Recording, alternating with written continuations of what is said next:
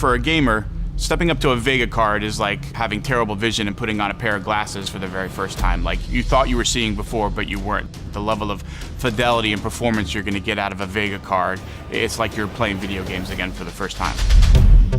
I just got my Vega. The first thing that I'm going to do tonight when I get home is I'm going to play Prey with it. And I love Prey because I think the vision of putting Art Deco in space was just absolutely groundbreaking. I'm really looking forward to playing Wolfenstein 2: The New Colossus on RX Vega. It looks gorgeous and it plays great. I'm really looking forward to Far Cry 5. Since the teaser, that game looks stunning. For quick shoot 'em up fun, I'm really looking forward to Quake Champions. And to be terrified, I'm looking forward to Evil Within. RX Vega is going to play all of those titles really, really well, and I'm going to have great fun. To tell you the story of Vega, I have to go back 20 years of PC gaming. The first Wolfenstein, Quake, all of those stuff started back then. At that point of time, most PCs were running sub-VGA resolution, like 320 by 240 pixels. Like, just to get a perspective on how many pixels that is, that's less than like a small inch on your phone right now. Now, as we were driving your games that you were playing to look much more beautiful, much more lifelike, in the process, we evolved this thing called a GPU, and this GPU became a supercomputer. We didn't plan for it, it just became that. And now this supercomputer is being used for many other interesting tasks outside gaming. Now, as a gamer, you should look at this technology with pride, because what you have done over the last 20 years resulted in this technology. We are the supercomputer of the future. With the introduction of RX Vega, we bring to market a new technology which was previously the preserve of very, very high-end workstations costing many thousands of dollars. HBM2, or High Bandwidth Memory 2, gives us 8 gigabytes of RAM at unprecedented speeds. It will improve the experience by allowing you to run better visuals at higher resolutions with more effects, more bangs, crashes, whizzes, smoke, fire, supporting things like high dynamic range. In Vega, both your average frame rates, your maximum frame rates, and your minimum frame rates, all of them are going to be substantially better than previous generation, because we have so much horsepower in Vega. There are over 200 features in Vega, but if I have to pick one that in the long run is going to have the most impact, is the high bandwidth cache.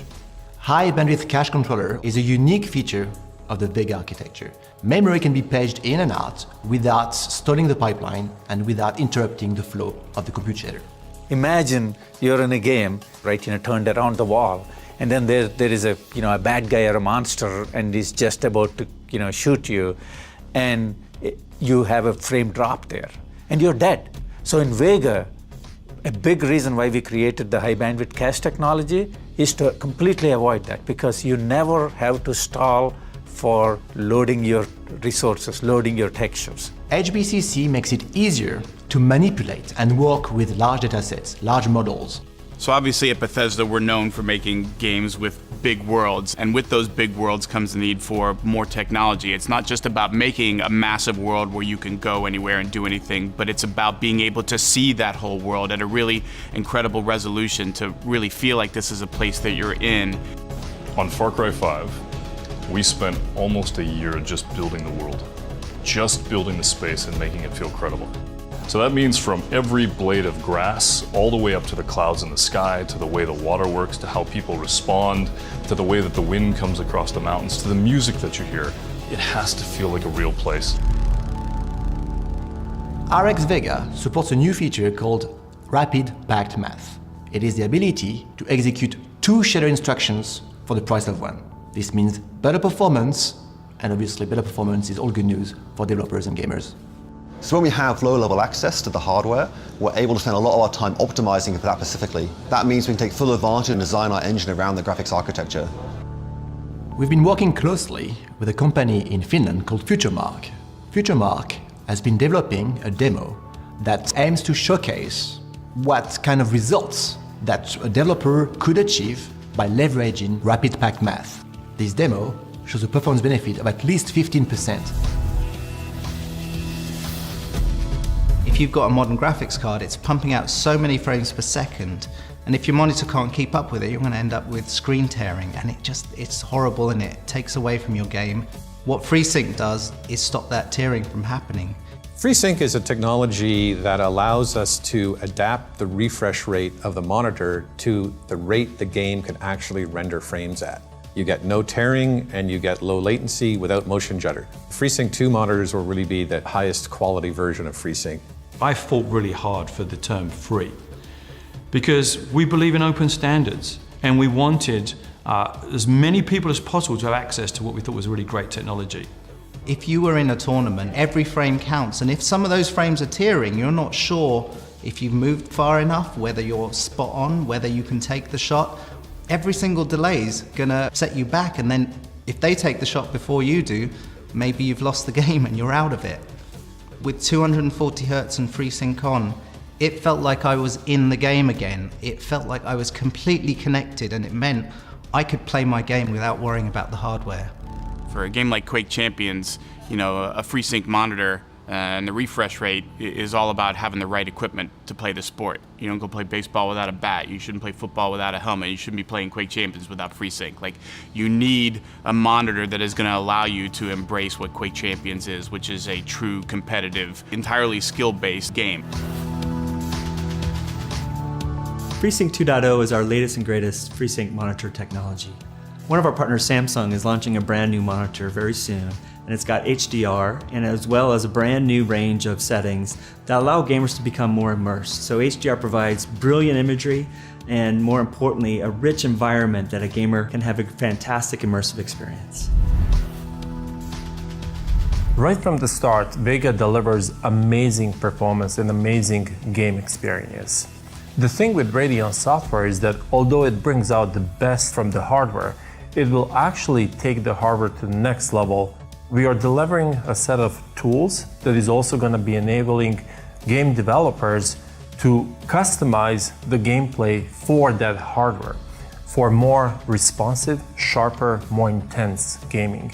And this is the value of Vega. It's a platform that is great now, but it's going to be even greater in the future.